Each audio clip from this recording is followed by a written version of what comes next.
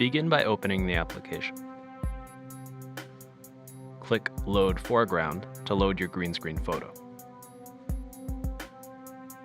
Click Load Background to load your background image. Usually, suitable orientations include either 5x7 vert for vertical or portrait orientation, or 5x7 horts for horizontal or landscape orientation. If the foreground or background image is oriented incorrectly, such as being tipped on its side, it can be rotated using these controls on the right.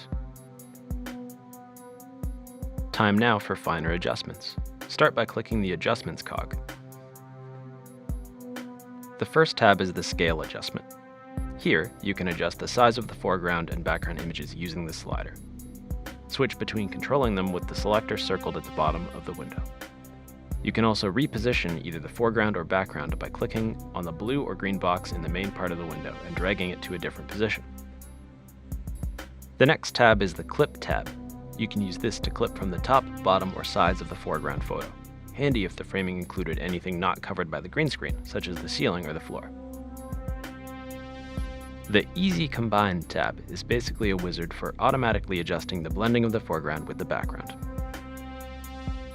The Combine tab gives you more control over blending adjustments. However, changing any of the sliders will disable the Easy Combine settings, so decide to use one or the other.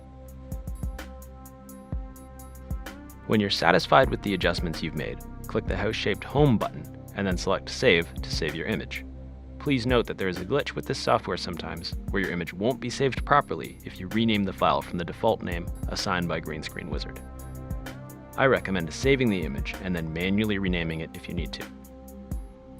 Please remember that data stored on the iMac will not be available to you once you log off, so ensure that you've moved any files you wish to keep to an external storage device or a cloud storage service.